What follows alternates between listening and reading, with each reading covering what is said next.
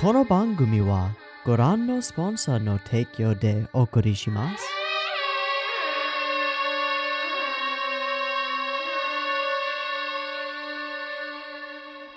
Alrighty, welcome everyone. I'm Teeaboo and I am here to restart life in another season. That's right, we are moving on to episode 1 of season 2 of ReZero, and we finished off our first season on quite a high note.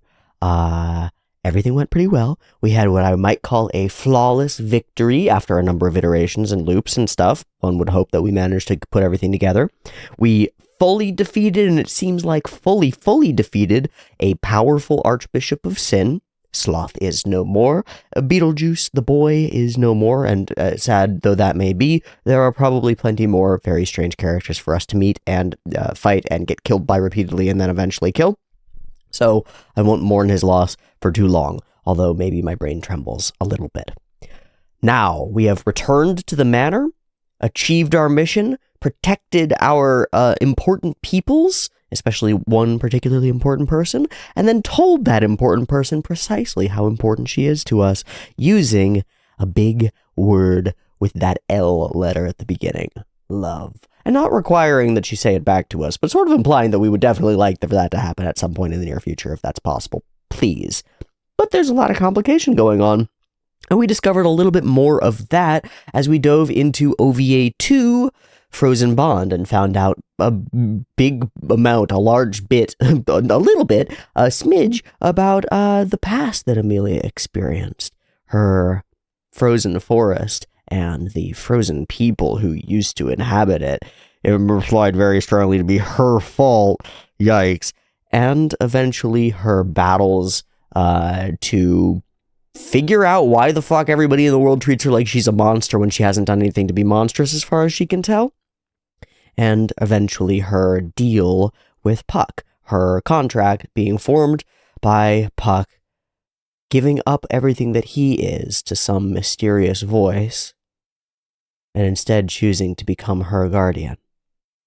Very interesting stuff. Now we return to a pretty healthy state. The whale is gone. Trade and agreements and mild alliances can be formed between Crucia and Anastasia and Amelia.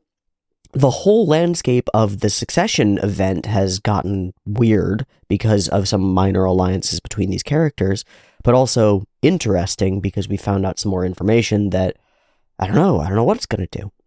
And this whole time Amelia's been working and we haven't been in contact with her, so it's unclear what she's precisely been up to or what other threats are going to worm their way out of the woodwork and move in our direction now that we've made a bit of a name for ourselves. Curious and curious. We are not going to watch the season 1 break time shorts. It seems like it's just too late for that. Apparently the season 2 break time shorts are something that I should actually engage with. Please tell me when I'm supposed to watch those. I don't think I'm going to watch them in the videos, but maybe. So I think that's enough ado about the show, where we're going. Mostly it's question marks at this point. The show has not revealed a large swath of possible plot opportunities for us. Sometimes shows do. They'll reveal like a bunch of quests or missions or possibilities or threats or something, and then sort of choose them one by one. For ReZero, we haven't really done that, so it's kind of a waiting game. We're just sort of waiting for the show to tell us what we're going to be embarking on next and what threats are going to come up over the hill or out from the inside of us, because that's where a lot of the threats in the show really come from, and we're just waiting to find out. So I'm going to do a quick drawing, and then we will move forward and find out. Okay. I'm going to try to do this as a quick fucking sketch. So,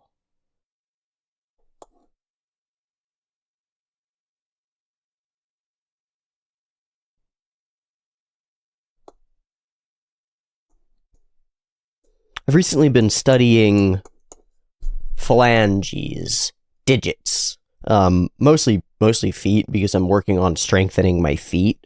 And also I injured my feet pretty badly, or very painfully, not actually badly. I got a little bit overambitious with running, and I ran a bit, and I was not prepared to be running as much as I was running. Also, was not prepared or conditioned enough to be running as much as I was trying to run in barefoot shoes. which makes a difference. So you got to prepare for those separately, but also I just haven't been running at all. So I ended up with some Achilles tightness and like heel cord pain, as well as plantar fascia pain. It is technically plantar fasciitis, but plantar fasciitis is usually used as a term for like ongoing chronic pain, and that's not what I was experiencing. Just like a couple days of sheer agony. Regardless, I spent a while looking into and really researching foot anatomy, and it's very interesting. Of course, the feet are evolved from the same space as the hands. It's the same group of bones, really, just organized in a different format. Same with whale flippers. Weird thing to know, but whale flippers are the same too. Same bones. Bear claws are pretty close.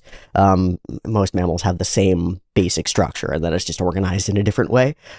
So it's funny to me that even using a reference and stuff, my understanding of where the bones of the hand are is a little bit better, just given the research that I've done into the bones of the feet, because they're the same thing.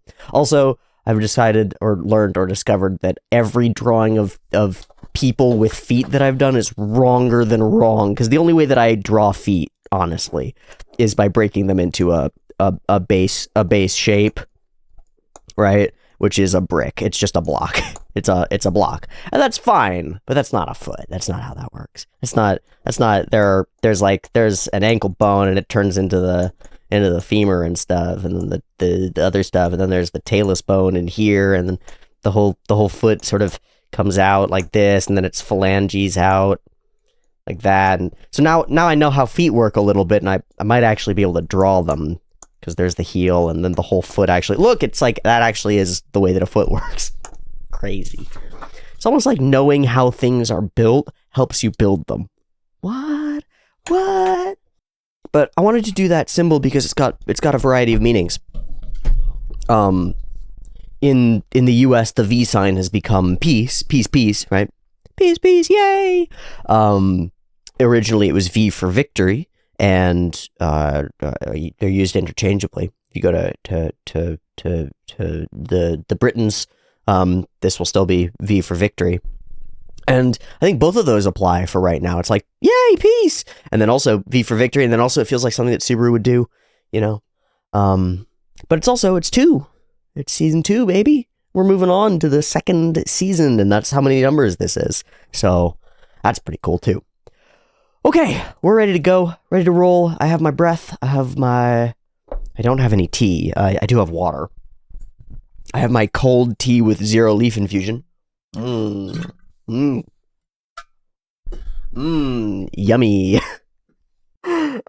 What's the fake medicine? Oh, I have homeopathic tea. It's diluted to the point where there's no tea in it. It's just fucking water. It's homeopathic tea. I got myself. Oh, that's dumb. It's stronger. It's stronger because it's in such a dilute percent. If it hadn't been so well dismantled by so many people, I'd love to do just a teardown of terrible science, terrible homeopathy and stuff. Okay, that's so far from where I'm trying to go with this. It doesn't even matter. We are going to be watching the OZR rip of Season 2, Episode 1 of ReZero, Starting Life in Another World, in another season. And I've been provided with a couple of custom subs, Episodes 1, 2, 3, 7, 9, 10, 11, and 24. Currently have custom subtitles for them. I don't even know if this is a good version. You'll have to tell me when we get a little bit further into it. We were using Sidechair's version with custom subs all scattered throughout. This one has been listed as pretty good by some people that I trust in the Discord. If I should stop trusting those people, let me know. Let me know as soon as possible. Okay, that's it. Season 2, Episode 1. We have returned to the comfy lap of one Amelia, and there are still threats in this world. It ain't ogre till it's ogre. I will also say, and partly this is because some people have hinted at it, and partly it's my own tendency. I have a tendency in my real life, and I've had some other people express a similar tendency to me. I've got a tendency in my real life, when everything is going good, it feels like it can't last. it feels like it's all going to fall apart. And I kind of become on edge, right? A little bit on edge, a little bit waiting for everything to go horribly again. Now, I think that's an instilled trauma response based on things going horribly multiple times after things were going well. Not necessarily like the way of the world is that things go badly after they go well. It's not necessarily true. But it is the patterning of our brains in some way. When things go well, people often become paranoid about failure. And often that paranoia leads to the failure. Like, it ends up being self-perpetuating in some sense. What I'm trying to get at is, we ended season 1 on an extraordinarily high note. Things going really well, defeat a giant monster, make a bunch of friends. Everything's pretty darn good. So that makes the internal nagging a little bit childish, a little bit fearful part of my brain go, cool, that's wonderful. How high is the other shoe and how hard is it gonna fall? Because that shit is about to drop and I'm gonna be ready for when it happens, but I know I'm not gonna be ready because it's gonna lull me into a false sense of security. So I'm a little scared here at the beginning because we gotta kick things off. And one of the great ways to kick a character into motion is to yoink the rug out from under them. Subaru's on a comfy rug right now. Don't know how that fits into the lap pillow analogy, but it does. But it does. Let's watch the episode and we'll find out where we're going with this season, at least a little bit. I've got season 2, episode 1 up and ready to go. OZR version, custom subs, Japanese audio. Let's get into it. 2 versions, picture-in-picture in the description, timer on YouTube. I've pointed in the wrong direction now. Picture-in-picture with the video up there, in the description down there. Timer-based version on the YouTube. Beep beep timer to count you down. Early access on the Patreon. Beep beep timer to count you down. Yes, I did it.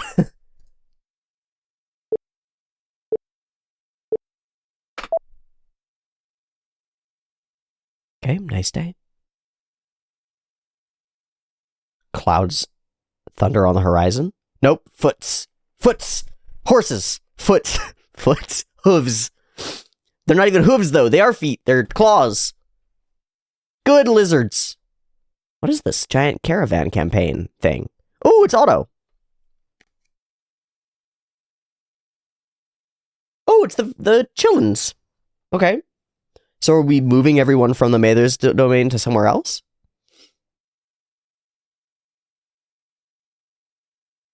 Hi, Petra.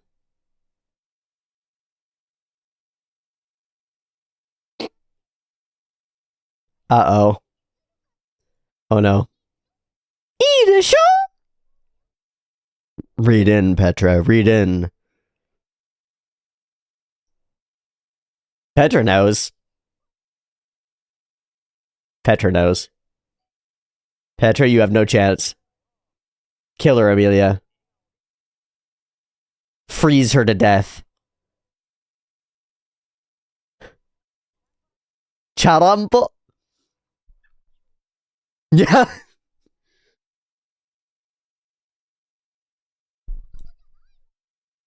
You're pretty kid, Petra.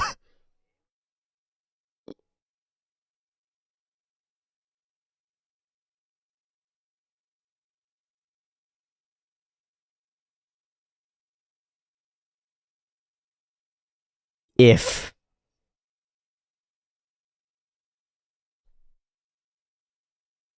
Yeah. Yeah, he was great. He was actually absolutely crucial and was the dude who agreed to kill you. Oh, you won, bro. Aww. Aww. Could we put Otto in the femboy harem? I think we could. Ah.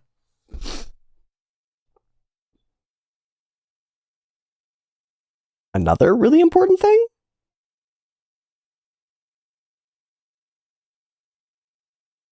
I want an open relationship.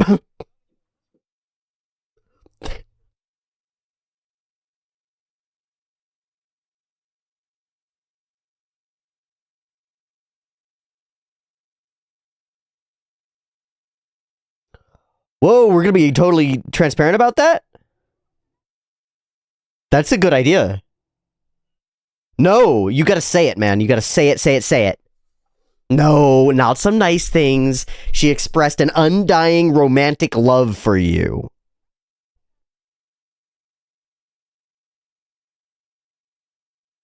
Yeah, call mate, call mate. いい子だから。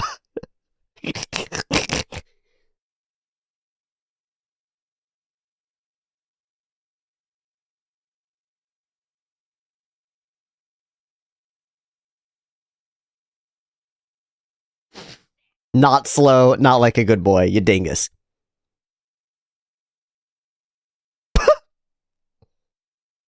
Ooh, that is a dark and fallen face. Maybe not. Maybe it's just confused. Ha. Hey. Ha. Oh no, don't say who is that. Oh fuck, what?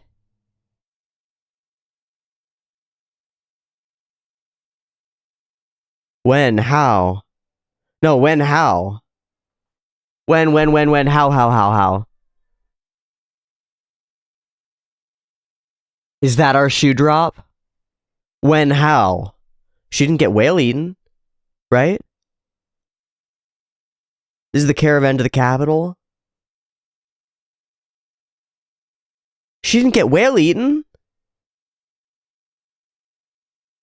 Wait, she's here!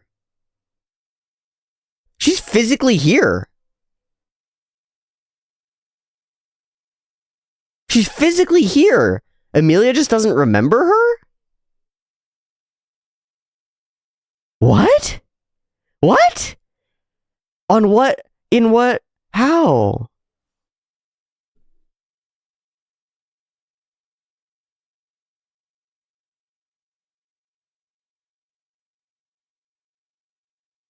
Well, this is a new mechanic, isn't it? I'm gonna be so confused throughout the entirety of the episode.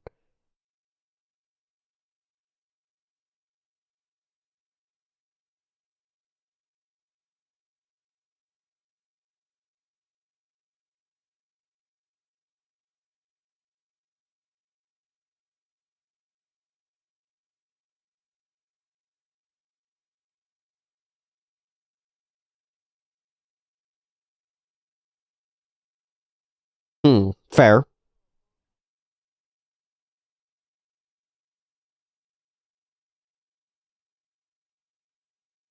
What? What is happening? Do we get an OP? Nope.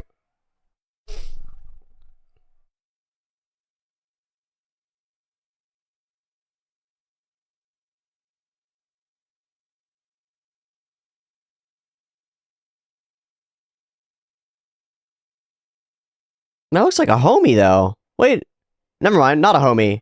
Who the fuck are you? Are you an archbishop? Holy fuck.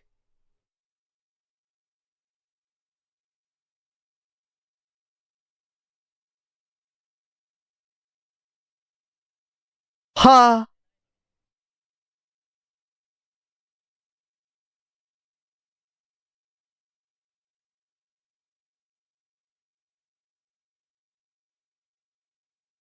Yeah, give us a name.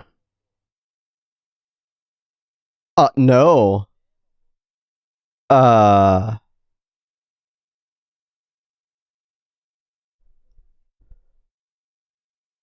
White hair.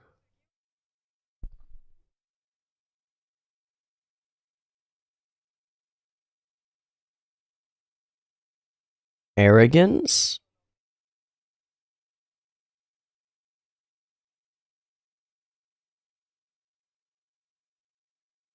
Gojo? Gojo, why are you here? No infinity. He's even got the douchebag earring. Whoa! What the fuck?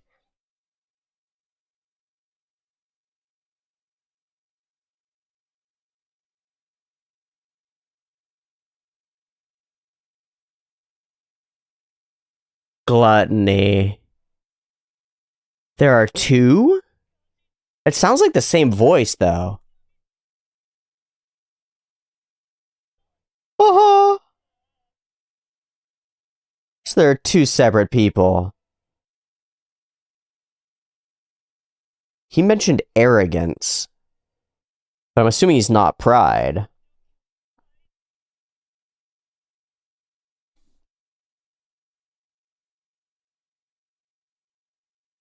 Oh, gold and white.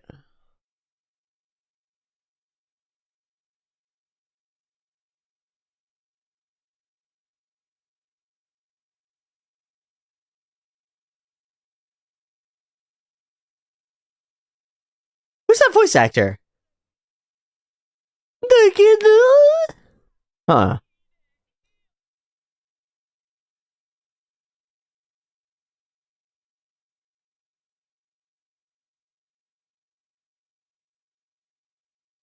Yeah, I can tell. You're a different kind of worse.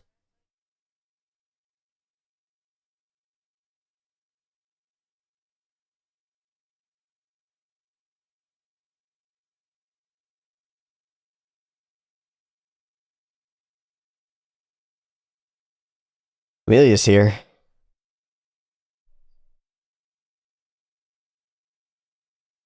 Amelia's not here. Okay. This is bad.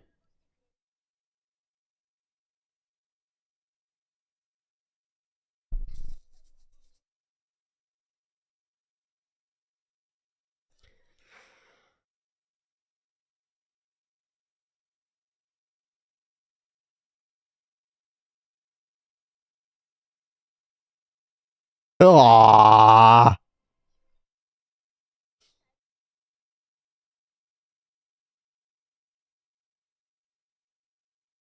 Let's go, Rem. Full horn. Hell yeah. This is bad. She's gonna super die. I mean, she may have already died by the time that we talked to Amelia.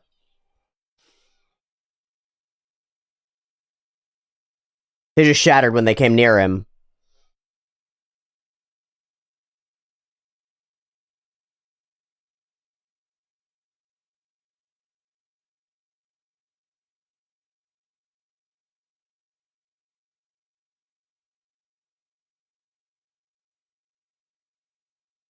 Super dead. Whatever that ability of greed is really fucked. Ooh, that was a cool little flash.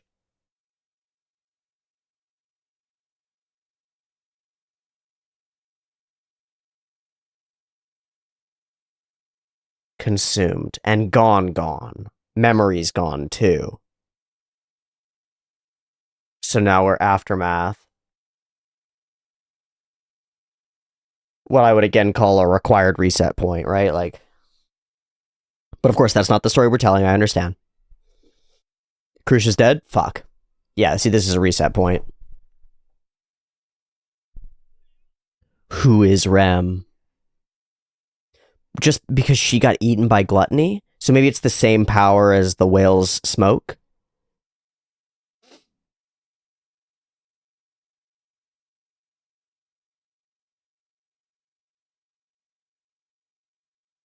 I think it's linked to gluttony.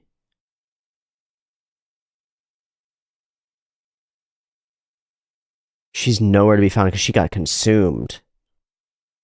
Oh.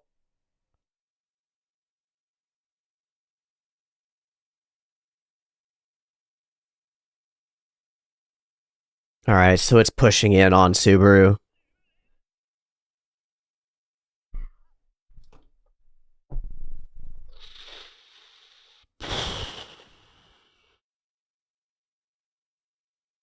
The only person who was there to see was Crucia.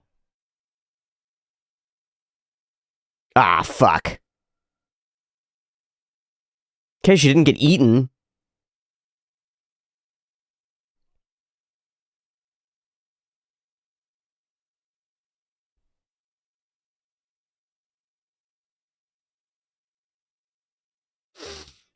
Not alive.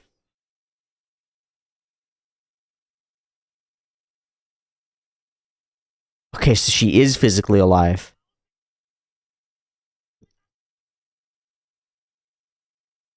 Damn, Subaru.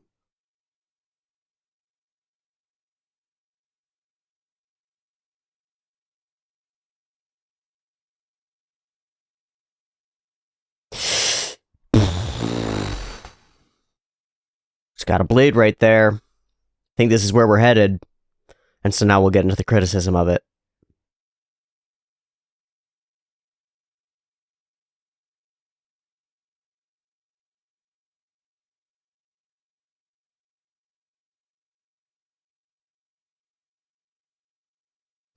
We don't know when your reset point is, bro.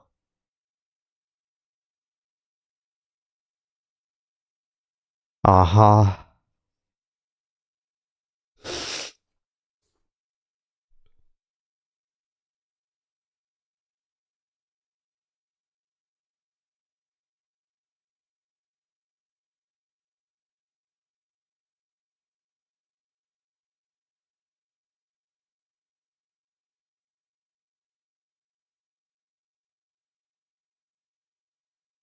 We're too late, huh?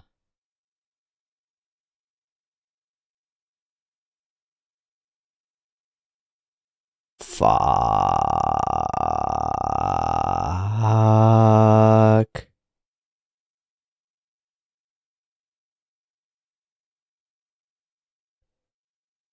So we make it through the whole time, all the period up until now again.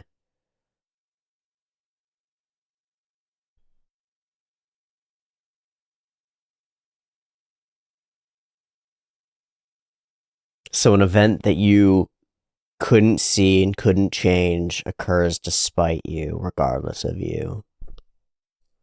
Hoo-wee!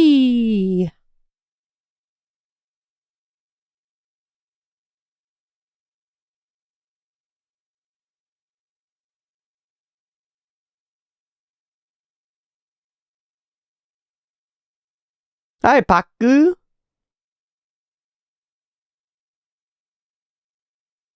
Well, I was hoping for something that might save this girl who loves me, but, you know, just you.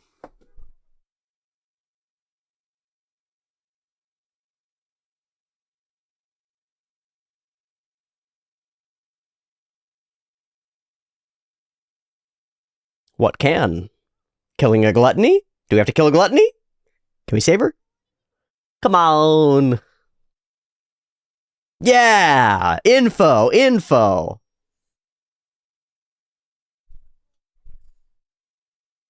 The O. We're holding that. Holding that knife.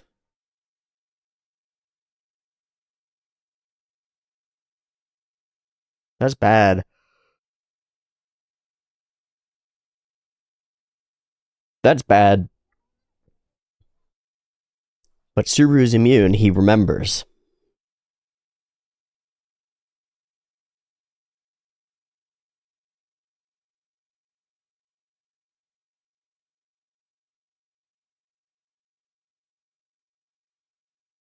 That's an interesting thing to say, as though he suspects that there will be something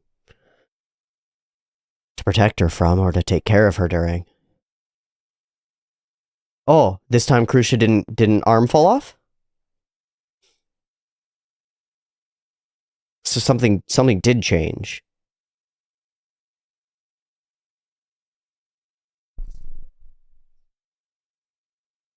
For sure. I would love for you to cross the line, Crucia. Cross every line. Snatch every motherfucking birthday.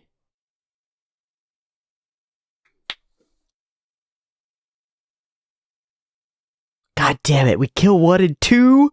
Two of them? It's like a hydra. Two archbishops.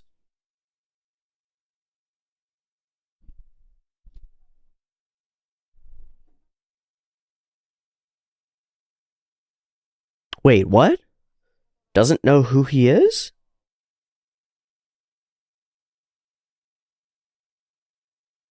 What? Wait, what? 6.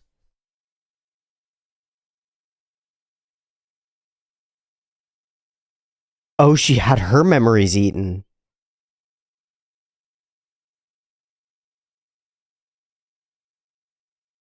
Whoa.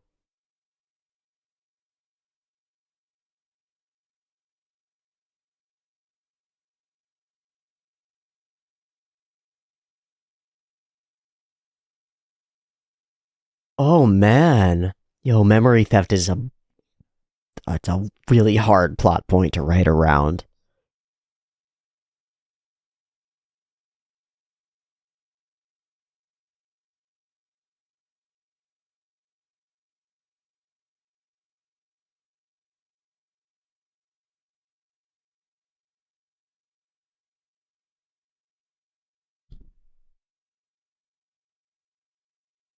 Whoa.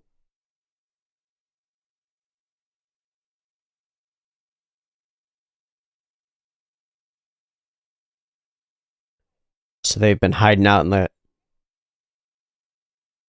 Okay, so they've been hiding out. It's all gluttony. Then what's greed?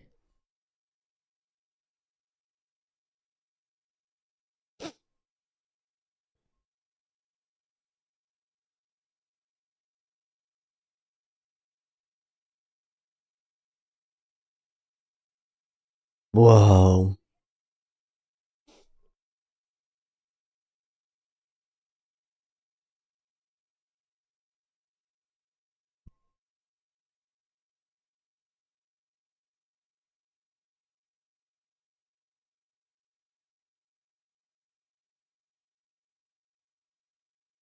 Oh, I was about to say, so it's all my fault?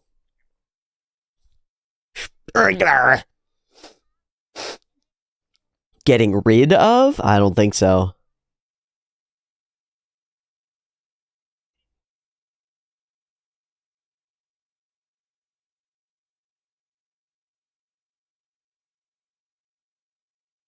Gospel.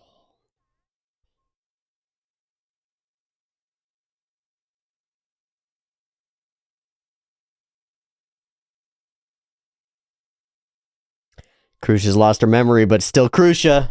Oh, let's go.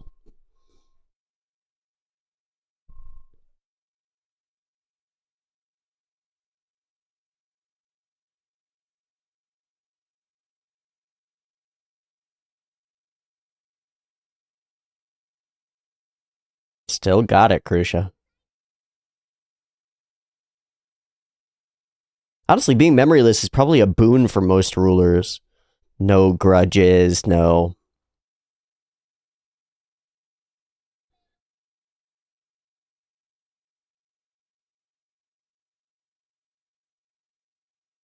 Huh? Why? Why would you want to? Yeah. Us being aligned with you is just gonna cause us more harm? Oh, fuck. That's balls. That's garbage.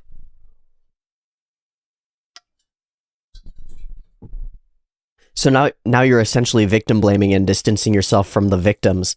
Thank you. Thank you, Wilhelm. We have to produce a united front.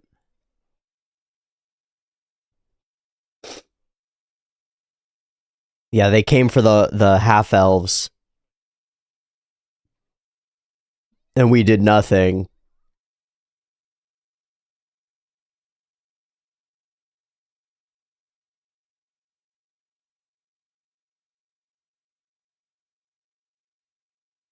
Wow. Ferris cares a lot and is scared. I understand.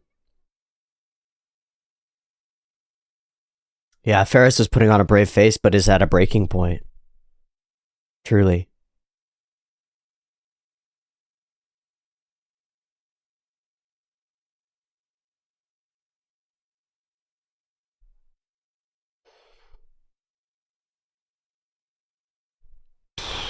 Full amnesia.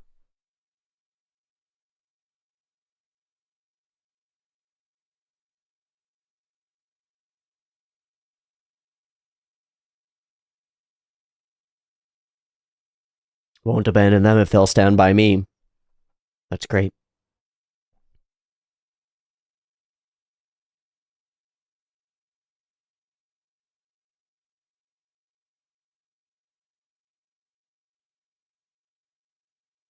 Hmm. Hmm.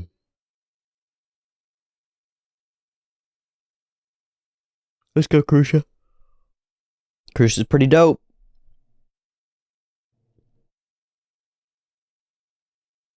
She's still the same person. That's very interesting.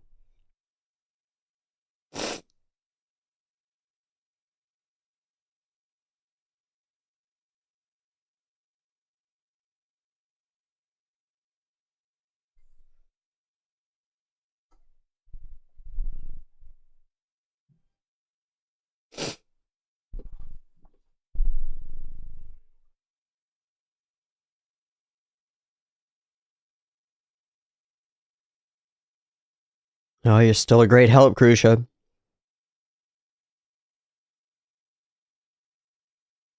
Yeah, this is confusing and fucked.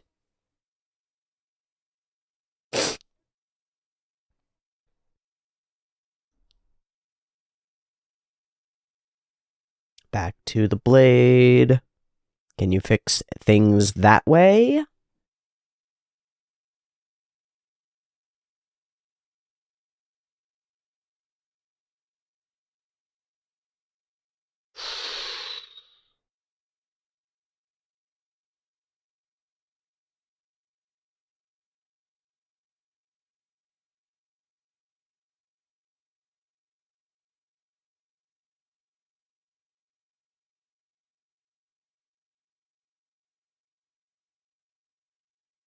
No, we're better than I do.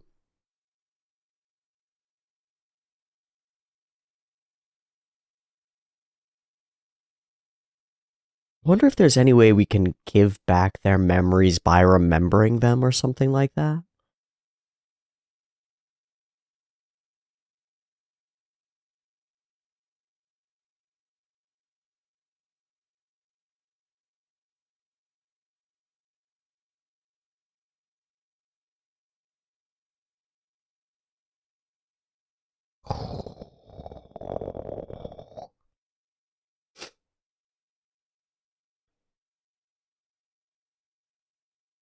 Yeah. No burning at both ends, man. Oh, here he goes.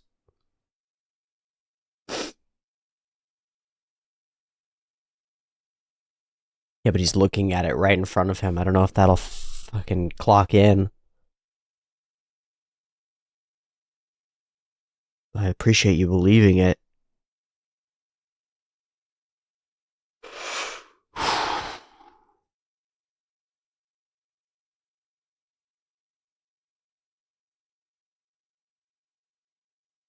She's trying really hard, yeah.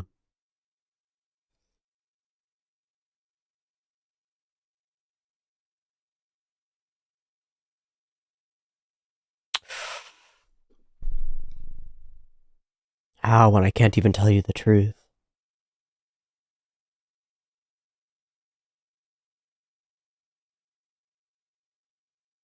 Well, she would do something for a stranger. Yeah, she would do something for a stranger. Why not for somebody that her somebody she cares about cares about? Too good a person, Amelia. Too good. Too damn good.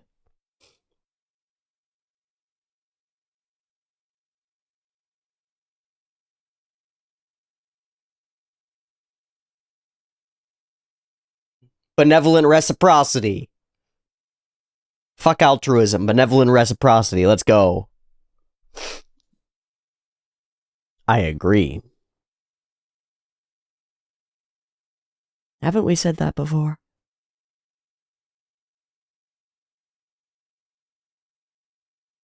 Hmm.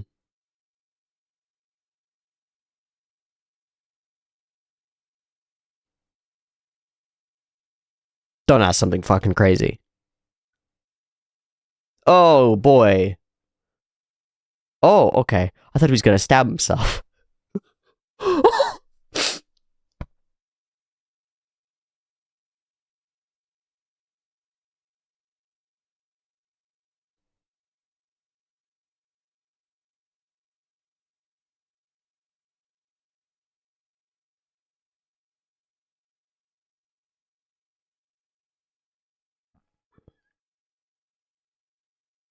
A wall of helplessness, yeah.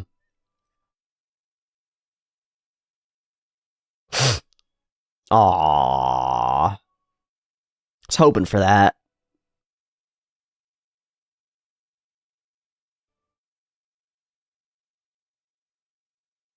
As undeserving as I am, she still embraces me. Yeah. That's a new swear.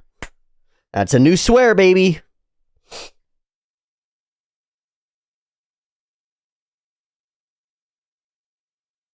Mm. Mm.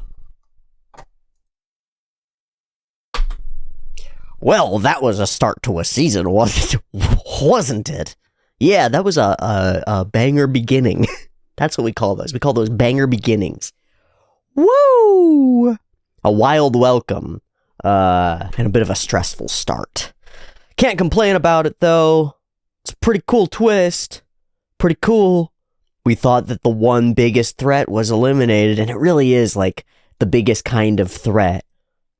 Messing with people to a degree that cannot be saved by a loop. More importantly, it's a timing thing. By the time his reset point is placed here, right? His reset point gets placed here without his knowledge or reasoning or whatever. Gets placed here, and here it's already happened. I think that's the assumption, is that it's already happened by this moment. Rem has already been exploded, and her memories and shit been consumed by this gluttony character. So there's no surviving it. There's no going back and relooping it. That's pretty balls. That's pretty bad. It doesn't really work as evidence in it, like, against using the power when necessary and possible. And I also don't think that it strikes like as strong evidence for like waiting to use the power until you have whatever information that you have, because every amount of time that you spend continuously past that, to me, makes me think that the loop point could get set later, and then the events that you want to go back and reset could become out of your save state, you know? But I'm gonna just leave the save state stuff here for now, because I don't think that we've done what I expect the season to do in terms of criticizing that perspective. I do expect the season to criticize that perspective. People have been pretty vocal about it doing so, and I don't necessarily consider that a spoiler to have told me that. I'm intrigued to see what happens. That said, I'm curious about this first loop iteration situation, how it actually works out exactly, because I sort of assumed that they were in the same caravan, but I guess not. I will tell you that the drop into fear upon finding out that Rem means nothing to Amelia that's a magic moment. It's a magic moment. Coming into this season, coming to this episode, expecting a shoe to drop and having it drop so hard, so fast at the very, very beginning, in the very first scene, really, is really cool. It's really cool. I also like the setup, this sort of cuteness between Amelia and Petra. And then I also really like this from Subaru in terms of relationship communication stuff. This is really good. This is good sauce. Just ignore the Rem not being here thing. Consider that this is in the real world and not in the faux world. If you are in a relationship or actively pursuing a particular person romantically with the idea toward like a coherent, committed, monogamous relationship with them, like Subaru is with Amelia, and your best girlfriend tells you that she's fully in love with you, but not going to do anything about it, and you can still be friends, yeah, that's not something you want to keep under wraps. That's something you want to discuss with your potential significant other. Very much so.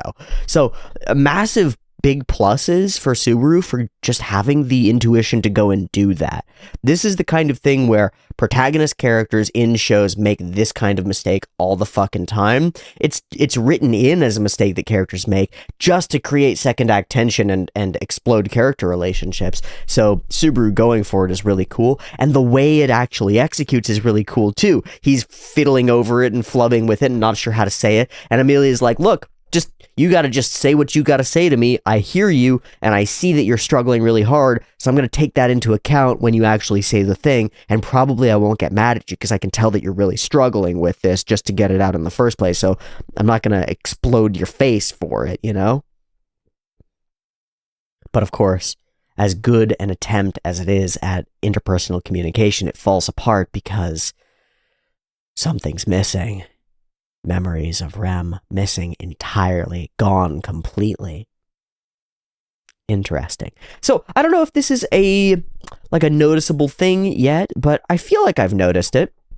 Just over the course of this first conversation, it feels like we are comfier in close-ups, and even extreme close-ups. Let's see if we get, these are close-ups, but even extreme close-ups that get a little bit closer even to our characters seem very comfortable to us. Beyond that, the scenes feel quite flat. I don't know if that's going to change as well, but they do feel a bit flat. Extreme close-ups. And then the mouth thing there, extreme close-up. And this, as a big emotional spill, is reminiscent to me of Subaru's big emotional spill in season 1, where he says all the stuff to Amelia about how he feels during the Julius thing. And she expresses that she just, like, that's freaking weird, man. Similarly, very close to camera and very unpretty, right? His face is very contorted by this, but it's in a goofier zone. He's not saying things that'll ruin a relationship. He's saying things that he's worried will ruin a relationship. And he's really mostly worried about what Amelia will think. Pretty cool.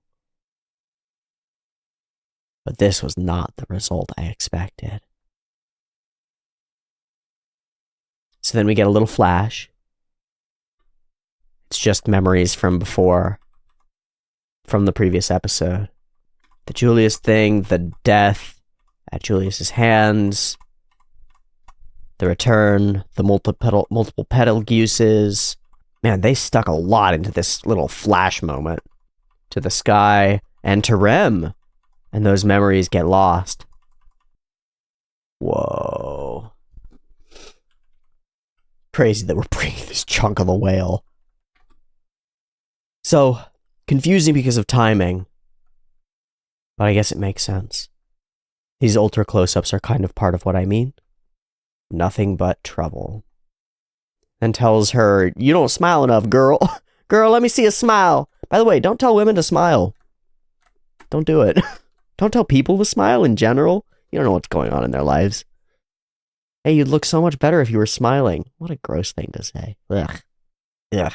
Ugh. This is genuinely horrifying. I think mostly because we don't know what's happening. When it's all question marks, it's pure horror. This guy is just pure question marks. Like, who is he? What is he capable of? What is his power? Pretty clear that he's an archbishop or something on that order from the outset, but what is the power and how does it work? I don't know. Greed? I don't know. And her slices at him with her magic sword fully blast off, which is why I said, do we have Gojo here? Is he just Gojo? That's broken. That's bad. I instantly strongly dislike this character. I'll tell you why. It's the boy band haircut, the whole attitude thing, and the douchebag earring. Alright. Men can wear jewelry. Men can wear earrings. It's totally fine. There used to be a whole thing about having one earring as an indicator of your sexuality. Garbage. Means nothing. Having one earring is an indicator of one thing and one thing only. And it's that you're a douchebag. It's that you're a douchebag. Like a piece of crap who cares mostly about yourself. I have never met, and I'm willing to be proven wrong entirely, I've never met a man who wore a dangly single earring who is not a knob, who is not a total knob.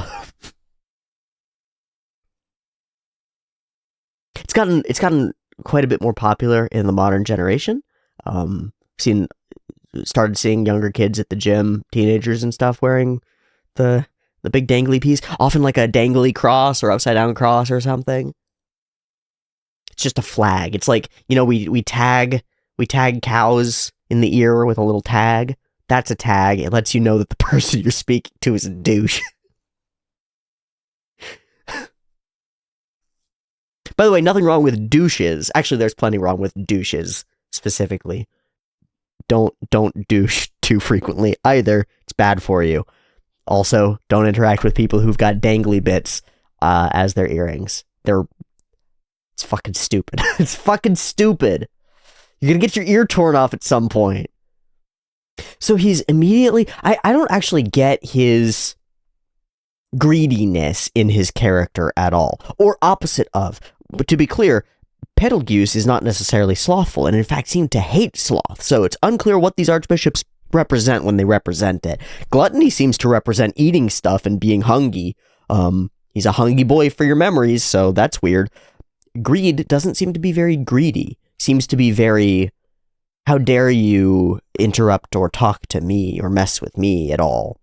My right to free speech a violation? I don't know. Just curious. And well, we also don't know how the fuck his power works. Or maybe that was Gluttony's power? Like maybe it's Gluttony blasting forward and destroying people while Greed just sits there? I don't know. Those question marks are a big make or break for the episode. The fact that we don't know the answers to these questions makes them far more interesting than just answering them out the gate would probably be. Eating and eating no matter what. It's never enough. And the voice actor is great.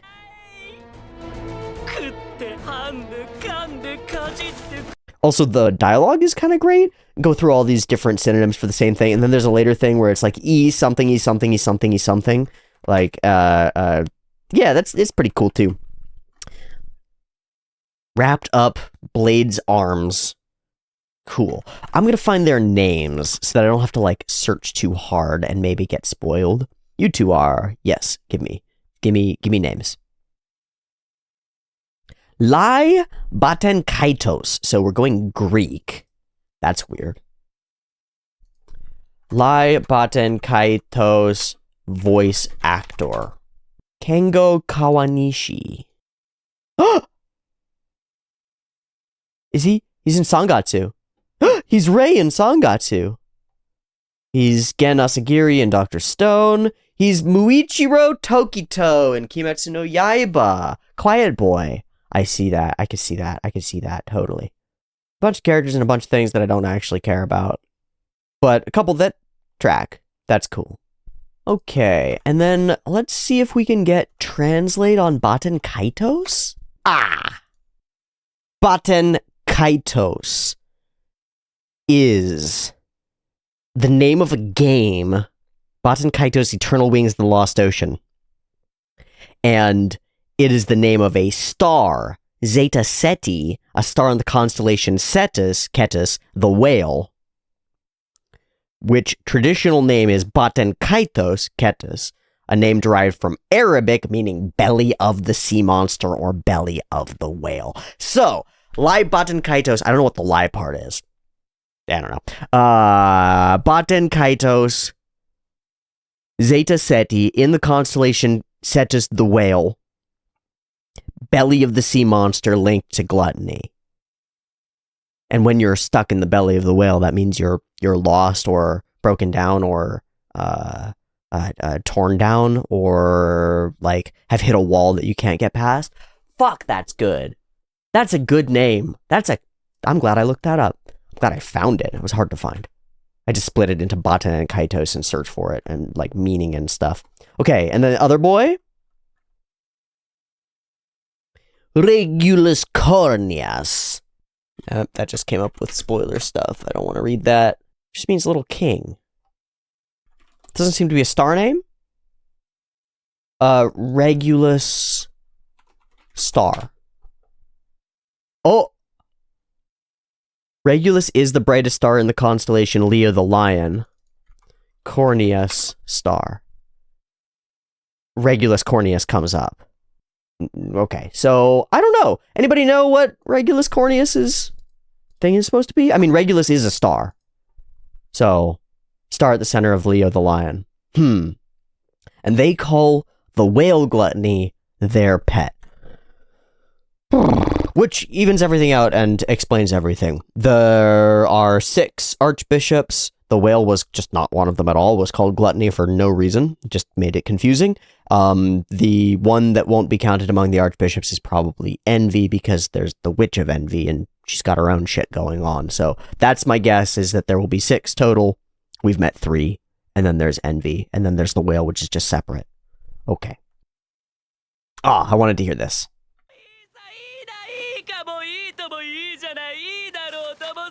Yeah, maniacal and insane, done great. Done very well. You know what's not done super well in this episode? Action. It's weird to see and say, but it is true. Most of our action scene is standing, holding, and then when we actually dive into it and Rem goes full power and we actually fight this guy, we get a couple of speedy running scenes. Maybe he's got a blessing of speed or something like that. Unclear. And then a bunch of this. Now, I don't know. Does this look like animation to you? I mean, I get it. She's whipping thing all around. We're moving through space really fast. He's ding, ding, ding, ding, ding, ding. To me, this is like the equivalent of DBZ dot fight, where they just turn into lines and they're just zipping around all over the place. And yeah, it's doing a thing, but it's not doing it well. Just in my opinion on this. I think we have maybe a dozen or 24 times in season 1 topped the animation like style and quality and level of that sequence. Did we try to put a lot of emphasis on that sequence? I don't think so, but maybe we should have. I feel like maybe we should have. Especially in a first episode, you want to get people hype. But maybe not. I don't know. But this as it flashes through and rotates is pretty cool. Gotta give it to you there. But then he moves, or even shifts a little bit, and blasts. And then Gluttony can get in there and eat it all right up. Damn. Hard cut to the brutal aftermath of another failure. Hidoi indeed. Crucia's arm can be regrown, but her memories and spirit cannot. Just like before. I've tried and I've tried and I've tried. So we see, in one way, we see how thin Subaru's veneer of success and happiness is. Because he hits a failure and he's right back down to base, right? There's no stability to it. There's no real belief that it will continue. And reasonably, it keeps getting torn out from under him. Rug pull indeed. But Subaru desperately facing down impossible circumstances seems to be the name of the game. And where we're moving for right now. Our setup is pretty perfect. Can't do anything for her. Sleeping Beauty Syndrome. I wonder if it can be. I wonder if those memories can be restored if Gluttony is slain. If that gives us our mission. Probably we don't know. Probably it's our only option, is to try. And this is sort of the third time, but it's also sort of the first time. Jumping off a cliff is one thing. Being turned into your enemy and begging with your last words to be slain by somebody you trust is another thing. Both instances are kind of immediate. As soon as you've leapt from the cliff, there's no unleaping. As soon as you've demanded that your friends kill you, it's out of your hands now. It's not you slowly pushing a blade through your skin. You ever try to poke yourself with a needle? Or anything sharp? It's really hard to do. It's really hard to do.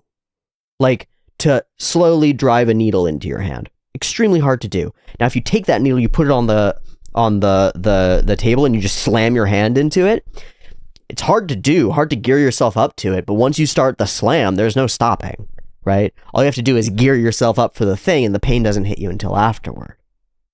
With actually forcing it through, you feel every bit of it, you feel it pushing through, you feel it touch and break skin. There's a big difference, I think, between killing yourself by stabbing yourself directly in the neck, or the guillotine style, and leaping off of a cliff, or even falling on a sword. So there's a good reason that in ancient history, people would fall on swords to kill themselves. It's only that I know of the really wild Japanese that would you know? Much easier to fall on a sword, let the gravity do the work. But we set our precedent. We've done it before, we can do it again. Return by death. I'll have to do all this, I'll have to do all that. But I don't care, I swear. I'll save them both. And maybe you can't. Maybe you can't, it's too late. And so we cut back to the now. It's just a few seconds, right? Everything else happens the same way. I assume. And the knife rests beside us, looming. This is maybe my favorite part of the episode, is the looming of this fruit knife. Because usually characters loom, or maybe buildings loom, or elements loom, but to have a small object loom throughout an episode, and it looms throughout the episode, its presence is always there. Subaru is always aware of the possibility. But it's meaningless now. He knows that even jumping back, it won't save anything. His one tool, his one route out of everything doesn't work. Please take care of Amelia. I'm curious what Puck means by that, and what Puck is afraid of. Crucia not having her mind, her memories, is heartbreaking. Because she's such a powerful, interesting person. We get to see over the course of this just how loyal and how much Ferris loves Crucia and cares about her, which I think is really beautiful. First, there's the front to it, the bit of the farce, like, yay, so great.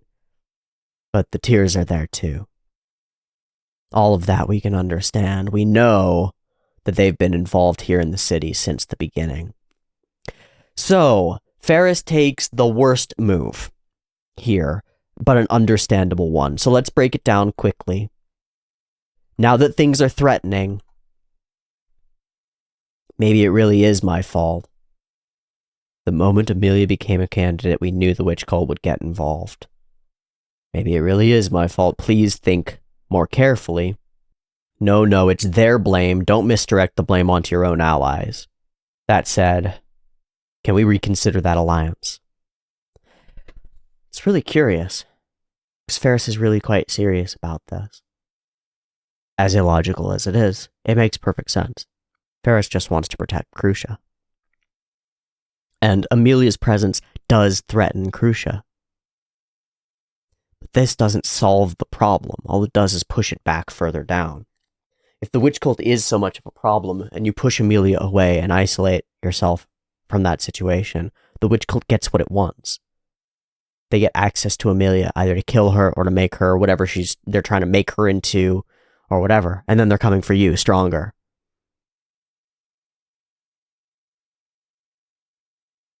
It's like an extension of victim blaming to the point where it actually strengthens the villain. It's really interesting. An alliance needs to benefit all parties, but Amelia is the target of the witch cult. That's not a benefit. All that's going to happen is her Crucia will be hurt again. Wilhelm sees through it, though. First, by having her nearby might allow us an opportunity of revenge, and then we see that Ferris kind of starts to break. Ferris is up against his own wall. His own lack of ability to use the tools at his disposal to fix the problem. For everything that we've come up against, for Subaru, Return by Death has done the trick. For everything that Ferris has come up against, healing has done the trick. Now it won't, so I will do it anyway. But it's just desperately pushing up against nothing. Crucia handles it extraordinarily well, I think. But it's important to recognize this pattern of behavior and thought. It is the kind of pattern that could lead to someone, I don't think Ferris, but somebody taking action on their own, despite the well-reasoned beliefs of the people in power. Somebody taking action to eliminate Amelia because she's a threat herself. without seeing that that's potentially what the witch cult wants. No, the thing to do is to align with her, to align everyone with her, and form a united front with no cracks in it against the real enemy, the witch cultists. But it's understandable. Here is this person, and they've brought the threat with them. It's not... Well, here's a terrible example, okay? Here's a terrible example that's kind of real world in a terrible way. Say we were living a significant time ago, and our scene is set in the segregated South of the United States of America. Racially segregated South. And you've got a restaurant that's not segregated, that allows people of any color, race, creed, whatever, to come in. And then some racially motivated violence happens in that restaurant. And the owner, who was previously open to having everybody of every race, color, creed in there, says, well, the truth is, I can't let colored people into my establishment anymore because they bring violence. They didn't cause any of the violence, but other people are after them. And so they are bringing a threat with them. It's secondhand racism. It's using this excuse of like, but they bring plagues with them. They bring fear in order to justify cutting people off.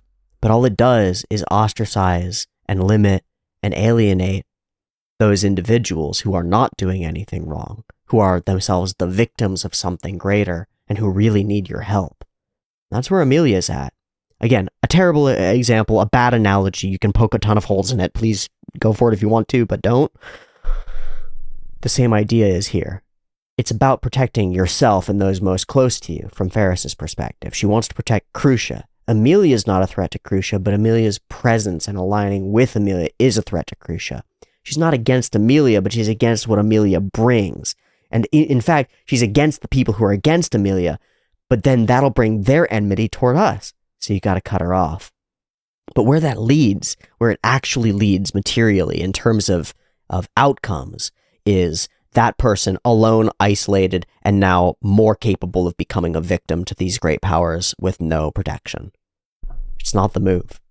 So I'm really glad that we get Wilhelm and Crucia both figuring it out, seeing through it, and pushing in a different direction. And I particularly like the way that Crucia says this, that I could go that safest path, but I loathe the thought of going on knowing nothing. I would rather choose for myself.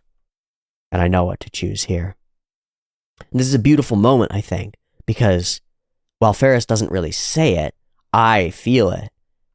That's the old Crucia. She's still there, memories or no. The person underneath is still there. And whether that makes any fucking sense, given what we know about human psychology, is irrelevant because it works great for the narrative. The core underlying human being, despite amnesia, is there, even without any of the fundamental memories that would have led to that personality to being developed, which is a big question, right? It's like, is that person just that person out of birth, and then just is that person, you wipe their mind and they stay that way?